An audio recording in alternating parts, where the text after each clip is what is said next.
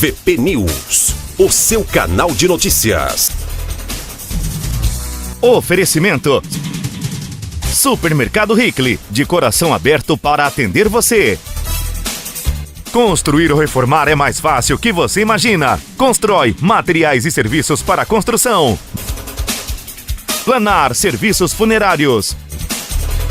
Farmácias Droga Mais.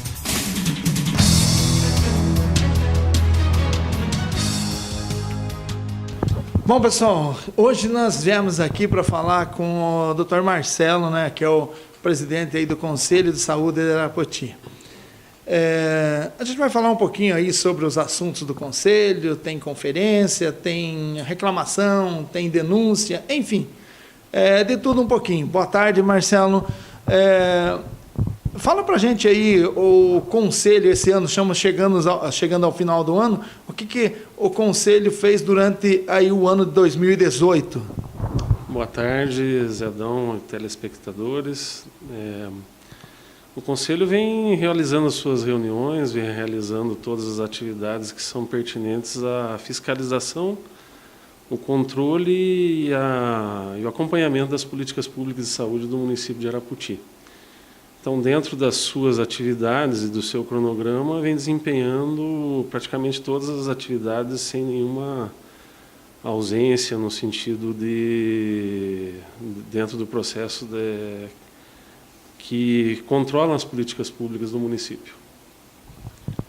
Veja bem, na verdade, lógico, tem o pessoal da prefeitura que reclama, mas também tem parte da população que fala para a gente o seguinte, que o Conselho não deixa ninguém trabalhar. Isso é verdade? De jeito nenhum. O Conselho, na verdade, ele sempre está fazendo o acompanhamento dessas políticas e existem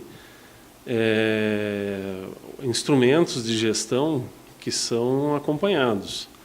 O que o Conselho faz é exigir que todos esses instrumentos, onde tem as propostas, o nosso plano plurianual, por exemplo, que é representado pelo Plano Municipal de Saúde, o Conselho tem ali definições prévias que foram aprovadas e que devem ser acompanhadas pelo Conselho, né? Essa queixa, na verdade, ela parte mais do gestor, né, que se vê no prejuízo dessas questões por ter outras coisas a fazerem além daquilo que o Conselho coloca como cobrança. Para você ter ideia, nós temos dentro do Plano Municipal de Saúde os percentuais de cobertura populacional, né, tanto da atenção básica, de equipes médicas, né, como equipes de saúde bucal. E isso não vem sendo cumprido pelo gestor, né, e o Conselho tem cobrado isso, né, que é uma questão que, inclusive, reflete sobre a área de cobertura de algumas equipes de saúde da família e equipes de saúde bucal. A exemplo, na Vila Romana não temos dentista, né, até hoje. Desde o ano de 2016 não foi contratado nenhum dentista. E o Conselho cobra isso, desde desta época, de 2016, que seja contratado um dentista. Mas o gestor não contratou. E por quê? Qual é a razão disto? Precisa se fazer um acompanhamento, né? Quem quiser, entra no portal da transparência e veja, a partir de outubro agora já dá para acompanhar até pelo Diário Oficial. Veja lá quantas contratações foram feitas de vários cargos e nenhum dentista. Só cortando um pouquinho, essa questão aí do dentista, e também tem a questão da vacina, que com essa nova regulamentação que os alunos precisam apresentar aí a carteirinha de vacina, precisa de um documento comprovando que está em dia, é uma dificuldade para quem mora aqui na Vila Romana ter que se deslocar até o Aratinga para poder tomar uma vacina. Chega lá, tem fila. Essa situação também é uma situação que deveria ser visto aí tanto pelo gestor como pelo Conselho aí de Saúde. Nós cobramos isso já na inauguração do posto da Vila Romana, quando foi determinado lá pelo promotor que deveria haver um prazo, né, para a abertura da unidade. Nós cobramos que, quando abrisse a unidade, tivesse todos os serviços lá. E o dentista foi por falta de contratação, né, porque na época havia equipamentos e, inclusive, foi apresentado, você esteve lá, você viu que foi apresentada a equipe que seria a equipe que trabalharia lá, mas por não haver a contratação, essa equipe permaneceu no Jardim Ceres. E eles continuam atendendo lá no Jardim Ceres, que não poderia ficar também sem nenhum atendimento lá. Então não se iniciou essa... Aratinga? Não, a equipe que trabalharia na Vila Romana seria a equipe que está no Jardim Ceres hoje. Ah, então tá. Por falta de uma nova contratação, essa equipe permaneceu lá, né? Teriam 2 equipes naquela região ali. E foi apresentado, você tem o vídeo lá, pode inclusive revisar isso aí. A questão da vacina, ela depende de uma liberação da sala de vacina, que isso pertence à 3ª Regional de Saúde. E, pelo que consta, me parece que não pode ser liberado porque a unidade não possui projeto arquitetônico aprovado. Me parece que é isso. Essa é a informação que nos foi colocada. Isso não pertence ao Conselho, isso pertence ao gestor. Quem tem que se virar com isso é o gestor. O Conselho não tem nada a ver com isso. Nós cobramos que esse serviço seja colocado em prática, mas até hoje nós não tivemos essa resposta, né? Até logo que foi inaugurado, entre aspas, o posto lá da Vila Romana, o Voz do Povo fez uma matéria que tinha sido uma coisa simplesmente para maquiar que foi inaugurado. Porque inaugurou só com um médico para atender? Existe ali o serviço de enfermagem, né, que acontecem, mas assim, o posto de saúde não tem sala de esterilização. O posto de saúde da Vila Romana. Isso na época que abriu. Hoje, se você for fazer uma visita lá, vai ver que as condições estão até piores do que estavam quando inaugurou. Que tiveram invasões, né, recentes, que você deve ter acompanhado e toda a população sabe do que eu estou falando, em que as condições não estão muito adequadas lá. O questionamento é assim, como que o município cai naquela questão que o Conselho sempre foi questionado de agir, mas quando o Conselho questiona é porque sabe o que está questionando. Como que o município abre uma unidade de saúde sem ter um projeto arquitetônico aprovado, sem ter licença sanitária? Nós, quando fizemos esse requerimento ao Ministério Público, deu toda aquela polêmica que foi cercada de diversas distorções, inclusive, né, daqueles que não estavam bem informados a respeito, e colocaram o Conselho como se fosse o órgão, como você disse aí na sua pergunta, que atrapalha, né? Não é essa a intenção. A intenção é que façam as coisas certas, as coisas que estão dentro da lei, para que a população não venha a sofrer depois os reflexos da falta de execução da lei.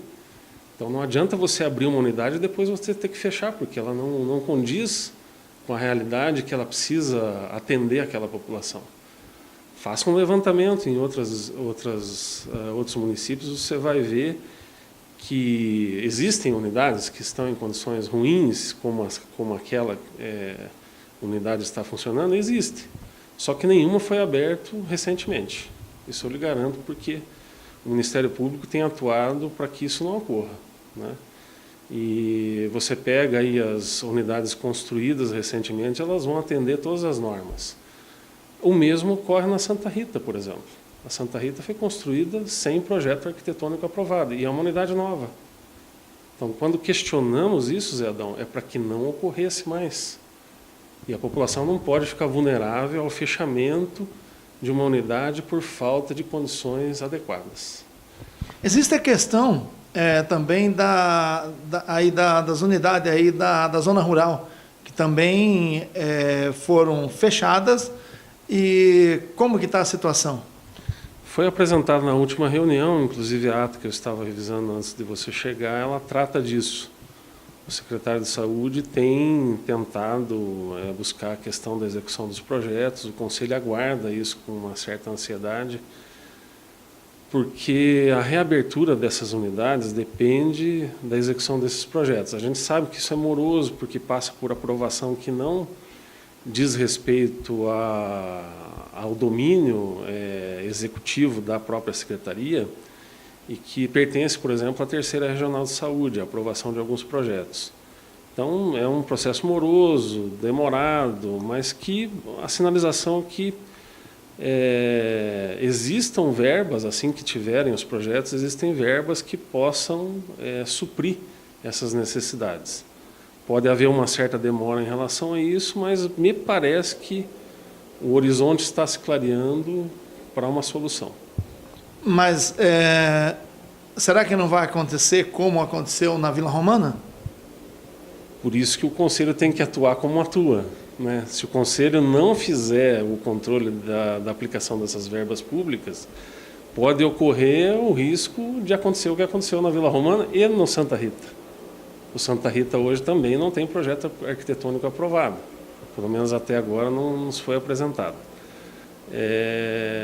Hoje lá, se você for, você deve ter, eu me lembro de ter visto você nos últimos dias lá, você vai ver que tem diversas coisas que precisam já até reforma, né? E a gente questiona a qualidade dessas obras. Todas as visitas que o Conselho faz, ele vai lá para justamente questionar. O dinheiro público está sendo empregado de maneira adequada? Vai atender as condições que a população precisa? Então, tudo isso daí o Conselho acompanha.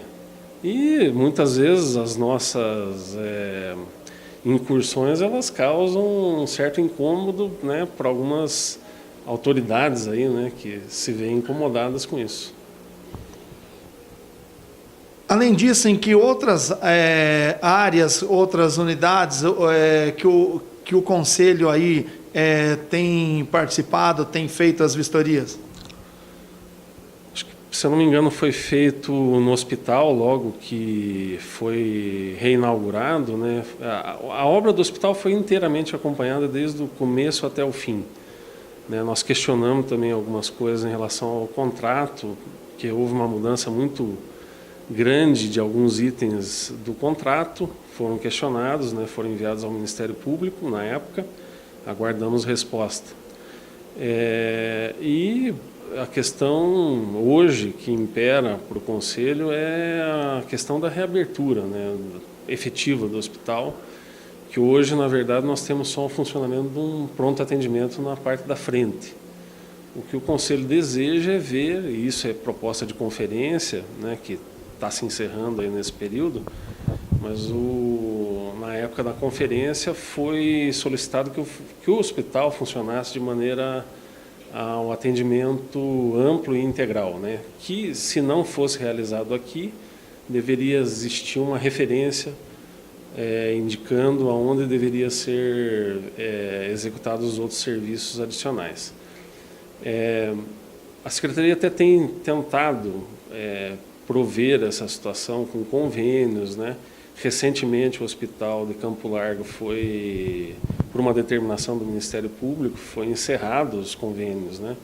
Isso causou uma certa dificuldade, algumas demoras na questão de encaminhamento, principalmente em urgências, emergências e cirurgias, né? Porque isso tudo hoje vai pela central de leitos. E a gente sabe que essa central ela não funciona na medida que as pessoas necessitam. Então, em alguns casos a gente recebeu aí informação que existem pessoas que ficam mais que 5 dias, às vezes, aguardando uma vaga para poder ser transferida.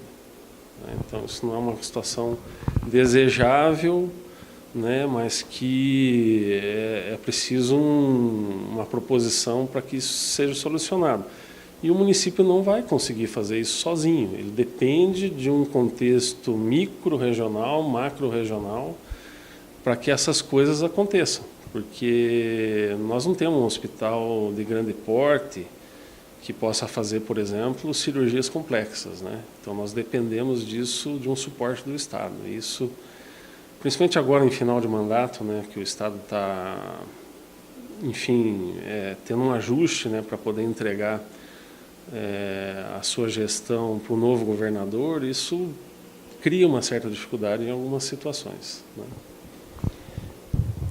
Há poucos dias nós ficamos sabendo que pode ser que Arapoti tenha um posto aí do SAMU. O que o Conselho fala sobre isso, vê sobre essa situação? Esse assunto já tramitou dentro do Conselho, nós aprovamos todas as documentações necessárias para que isso ocorra e aguardamos uma definição da Terceira Regional de Saúde e da própria Secretaria de Saúde, a CESA, né? Assim que houver uma definição micro-regional, que seria o eixo Jaguaraíva, Sengés, Arapoti, a região de Ponta Grossa terá uma consolidação disso e a rede de urgência será constituída e aí o SAMU poderá vir em forma estruturada para o município, com base, com ambulâncias, com tudo aquilo que é de direito para atendimento da população. Mas é uma questão que precisa ser resolvida entre os municípios, né? Há poucos instantes aí você comentou alguma coisa aí da conferência de saúde. Explica para a gente e veja bem, como que na conferência você vai expor todos esses problemas, entre aspas, aí, aqui do município? A conferência é o maior, digamos assim, é um instrumento ditador de nortes para a política pública de saúde do município, de qualquer município. Então, aquilo que é definido na conferência serve para que o Conselho faça suas proposições e acompanhe aquilo que o gestor propõe que seja aplicado nos próximos anos. Então, nós teremos a conferência agora no ano que vem, como eu disse para você, assim que aprovado, será realizado nos dias 29 e 30 de março, né? Provavelmente no Centro Estudantil, que é a reserva que nós temos. E nesse evento serão discutidos amplamente todas as políticas de saúde do município. A conferência ela é o órgão máximo, né, desse processo. E o conselho será formado, um novo conselho, inclusive, será formado a partir dela. O mandato desse conselho terá 4 anos, né, desses novos conselheiros, e novos componentes agregarão aí essa participação. Obviamente que todos os problemas de saúde devem ser tratados na conferência. Previamente à conferência, são realizadas as pré-conferências, né, que são realizadas nos bairros, por categorias de profissionais também, né, porque os trabalhadores têm a sua parte garantida, e o gestor com a sua proposição. Essa situação ela traz novas ideias, novas percepções e uma avaliação da realidade que o município vive em relação às políticas de saúde. Obviamente, todos os problemas que eu te falei aqui serão refletidos na conferência, até porque se não ocorrer isso aí, ela não terá valor algum, né? Que na necessidade que a população tem, é necessário que isso seja inserido lá. Nós já aprovamos o Plano Municipal de Saúde, mas ele poderá, inclusive, ser reavaliado e reformado pelo novo Conselho. O Plano Municipal de Saúde não é uma questão estática, não é uma coisa fechada. Apesar de ter sido aprovado, ele pode ser revalidado ou reavaliado para um novo período. E a conferência tem essa missão também de influenciar em novas políticas de saúde. O que se pretende? Basicamente, o município tem que ter uma mortalidade infantil baixa, e isso tem que ser discutido, todas as ações que vão sustentar essa proposição. Temos que ter discutido a nossa estrutura de saúde, que é o que faz a coisa acontecer. Quais são os profissionais que vão ser necessários para isso, então os recursos humanos também são discutidos. Tudo isso é dividido em temas, né, em grupos dentro da conferência que passa por uma discussão bem ampla. E, para quem não está acostumado com isso, a conferência ela tem uma participação que a gente chama de paritária. 50% dos participantes são usuários de saúde, são aqueles que se interessam pelo bom serviço apresentado no serviço de saúde. A outra metade é dividido 25% para trabalhadores e 25% para gestores e prestadores de serviços. Então, esses 3 segmentos que a gente chama compõem os delegados que vão atuar dentro da conferência. Ao todo, são previstos 96 delegados nessa conferência, e mais os observadores e os convidados que vão estar participando. Todas as pessoas têm voz, né, dentro da conferência, mas quem vota são apenas os delegados. A imprensa, obviamente, já está previamente convidada, né? Fica o convite aqui a vocês, Adão, que acompanhem isso aí, e os demais munícipes que quiserem participar vão ter a sua oportunidade dentro do regimento interno, todas as questões que vão ser tratadas lá. Então, a gente espera que tenha uma boa conferência e que nós possamos influenciar no futuro das políticas públicas do nosso município.